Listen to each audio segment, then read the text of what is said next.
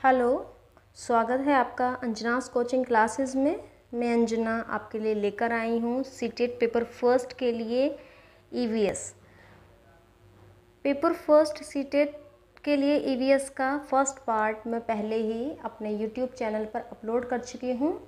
उसका लिंक आपको इस वीडियो के डिस्क्रिप्शन में मिल जाएगा, तो आप उसे भी देखिएगा, आपके लिए काफ़ी यूज़फुल होगा।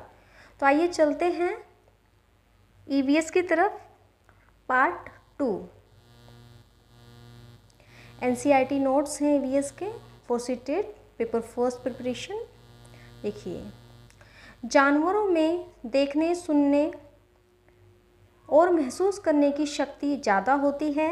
नंबर 2, चींटियाँ चलते समय ज़मीन पर कुछ ऐसा छोड़ती हैं जिससे सूंघ कर पीछे आने वाली चींटियों को रास्ता मिल जाता है। नंबर 3, कुछ नर कीड़े मकोड़े अपनी मादा कीड़े की गंध से उसकी पहचान कर लेते हैं। नंबर 4, मच्छर तुम्हारे शरीर की गंध, खासकर पैरों के तलवे की और तुम्हारे शरीर की गर्मी से तुम्हें ढूंढ लेता है। नंबर 5, रेशम का कीड़ा अपनी माता को उसकी गंध से मादा को उसकी गंध से कई किलोमीटर दूर से ही पहचान लेता है। नंबर 6, एक कुत्ता दूसरे कुत्ते के मलमूत्र की गंध से जान लेता है कि उसके इलाके में बाहर का कुत्ता आया था। नंबर 7, ज़्यादातर पक्षियों की आंखें उनके सिर के दोनों तरफ होती हैं। नंबर 8, पक्षी एक ही समय में 2 अलग अलग चीज़ों पर नज़र रख सकते हैं। नंबर 9, कई पक्षी अपनी गर्दन बहुत ज़्यादा हिलाते हैं, जैसे कि कबूतर। ज़्यादातर पक्षियों की आंखों की पुतली घूम नहीं सकती है, वह अपनी गर्दन घुमाकर ही आसपास देखते हैं, जैसे कि उल्लू। नंबर 11, चील, बाज और गिद्ध जैसे पक्षी हमसे 4 गुना ज़्यादा दूर से देख पाते हैं। नंबर 12, रात में जागने वाले जानवर हर चीज़ को सफ़ेद और काली ही देखते हैं। हमें पक्षियों के कान दिखाई नहीं देते क्योंकि उनके बाहरी कान छोटे छोटे छिद्र जैसे होते हैं जो उनके पंखों से ढके रहते हैं। नंबर 14, जब दोनों आंखें एक ही चीज़ पर केंद्रित करते हैं तो उन्हें चीज़ की दूरी का एहसास होता है, और जब अलग अलग चीज़ों पर केंद्रित करते हैं तो उनका देखने का दायरा बढ़ता है। नंबर 15, सांप जमीन पर हुए कंपन को ही सुन पाता है। 16, जंगल में ऊंचे पेड़ पर बैठा लंगूर पास आती मुसीबत जैसे शेर, चीता को देखकर एक खास आवाज़ निकालकर अपने साथियों को संदेश देता है। पक्षी अलग अलग खतरों के लिए अलग अलग आवाज़ निकालते हैं, जैसे उड़कर आने वाले दुश्मनों के लिए एक तरह की आवाज़ और ज़मीन पर चलकर आने वाले दुश्मन के लिए दूसरी तरह की आवाज़।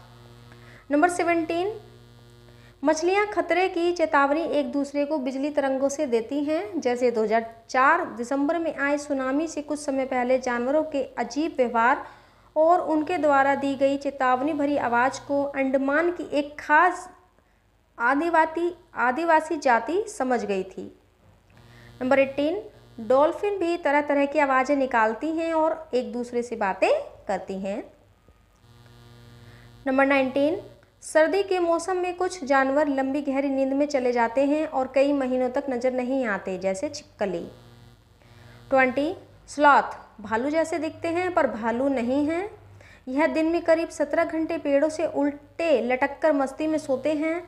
जिस पेड़ पर रहते हैं उसी के पत्ते खाकर पलते हैं। जब यह अपने पेड़ के सारे पत्ते खा लेते हैं तभी वे पास वाले पेड़ पर जाते हैं।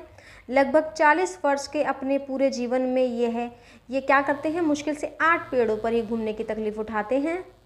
यह सप्ताह में एक बार ही शौच जाने के लिए पेड़ से नीचे उतरते हैं। तो ये था स्लॉथ। क्लास पसंद आए तो लाइक, शेयर, सब्सक्राइब जरूर कीजिएगा। नंबर 21, बाघ अंधेरे में हमसे 6 गुना बेहतर देख पाता है। बाघ की मूंछें हवा में कंपन को भाप लेती हैं और उसे शिकार की बिल्कुल सही स्थिति का पता चल जाता है। इससे उन्हें अंधेरे में रास्ता ढूंढने में भी मदद मिलती है। बाघ अपने इलाके में मूत्र करके अपनी गंध छोड़कर जाते हैं। यह इलाका किलोमीटर बड़ा हो सकता है। एक बार किसी दूसरे बाघ के मूत्र की गंध को झट से पहचान लेता है, फिर उस इलाके में घुसना है या नहीं, यह तो उस बाघ की मर्जी होती है।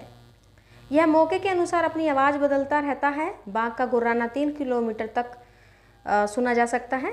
बाघ हवा से पत्तों के हिलने और शिकार की झाड़ियों में गिरने से हुई आवाज़ में अंतर को भांप लेता है।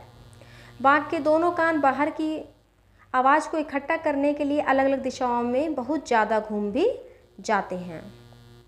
नंबर 22, उत्तराखंड में है बाघ का जिम कॉर्बेट नेशनल पार्क और राजस्थान के भरतपुर ज़िले में है घाना।